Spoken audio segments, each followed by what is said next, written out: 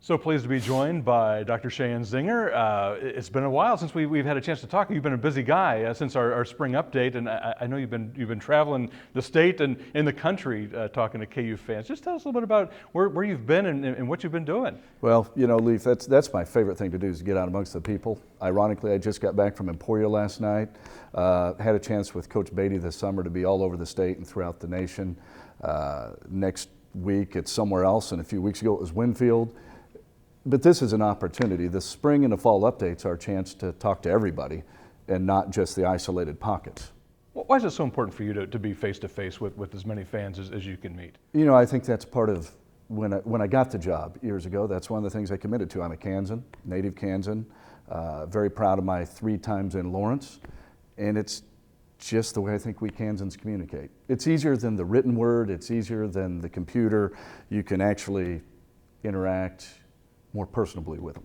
We think many times, I think of NCAA tournaments with basketball, but there are tournament appearances with many sports, and you've had great success across the vast athletic department of tournament appearances and postseason appearances. Tell me a little bit about that and why that's become important and why the success. You know, going back to 4.5, 5 years ago, there were 3 things that were really established as priorities for us.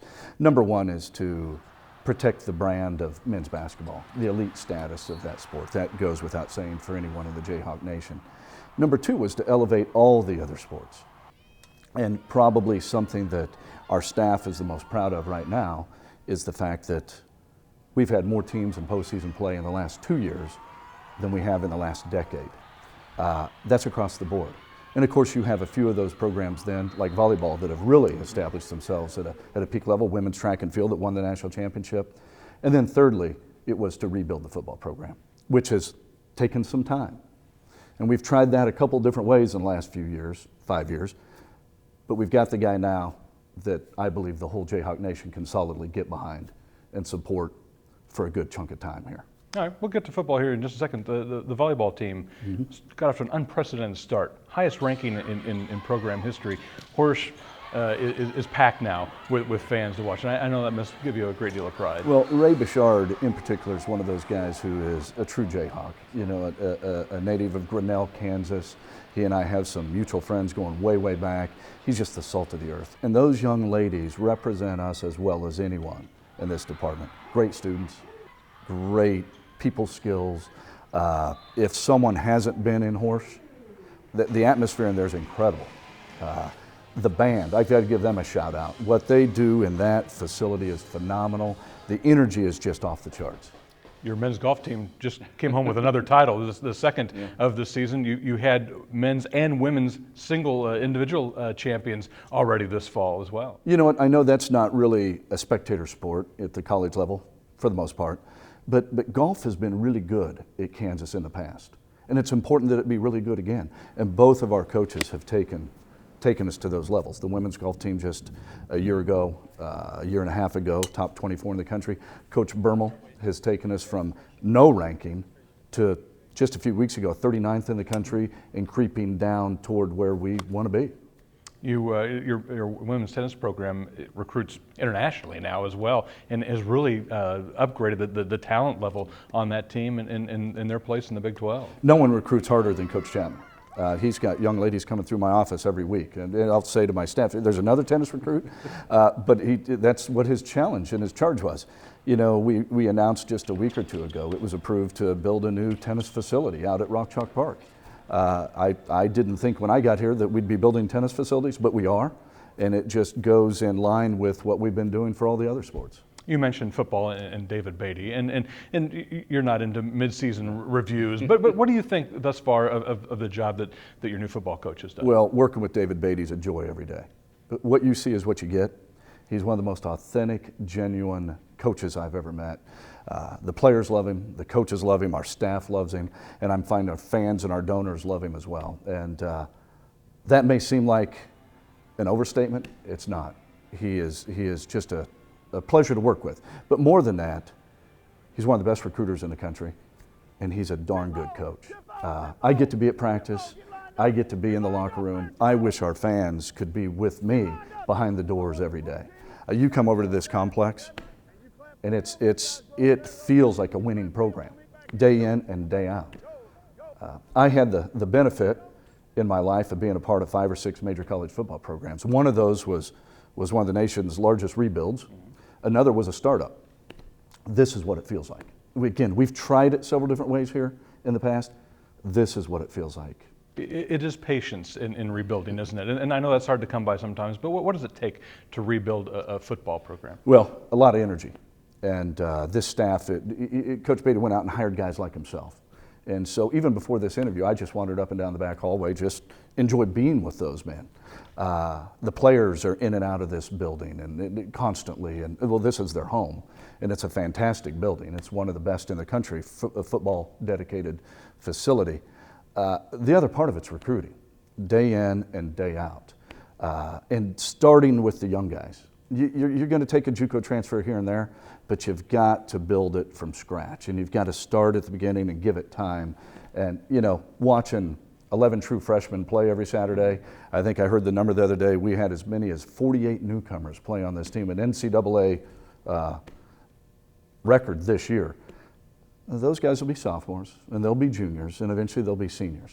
You talked about David Beatty, the coach, and the man, and having the right guy for the job. What is it that you like about David Beatty? There's a lot of things I like about him. He's a guy with just a great football acumen. And I tell him this, and I'm stepping out of my comfort zone a little to admit this.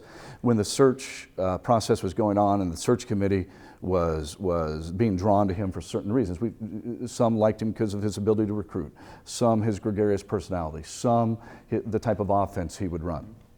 My favorite piece, because I think we've lost this in college coaching, is that he spent 10 years as a high school coach in the early part of his career, not unlike Art Briles at Baylor.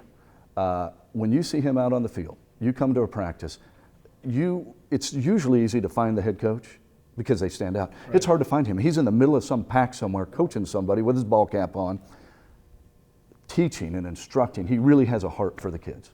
You mentioned the home or the Anderson football complex. You're getting a new look as well. Yeah. What does it mean to give the players a home and keep it updated and make it as nice as it is? Well, the credit goes to the previous regime. It's 8-9 years old. It was probably at that time the state of the art, and it's still state of the art. So what we realized with Coach Beatty when he came in was, in those 8 to 9 years, it's kind of like building a new house. We hadn't really touched it up. We left it pristine-like. And he said, you know what?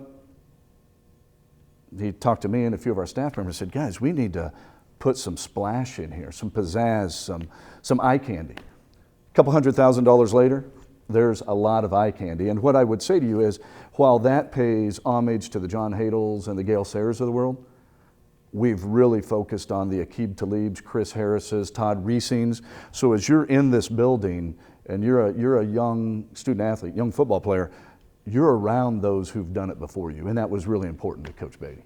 And right outside is Memorial Stadium, and I know you get questions about where that stands in terms of facility upgrades. What can you tell us about the plans for Memorial Stadium? Well, I get asked that a lot, and it's finally I get to say it to a larger population. First of all, they did too good of a job in the 1920s. Think about what this must have looked like then, and they picked the best location in all of the nation for a college football stadium. With that, we have the drawings completed for what we want to do to this stadium. We're out amongst our major stakeholders, looking for those lead donors, and we have several in front of us right now. But we're letting them tell us, for that investment, what it is they want to see in this stadium. So what we have right now, we won't release because it's not going to look like that. We're continually tweaking it according to what the stakeholders want. This is a project of such magnitude that it will impact the entire university.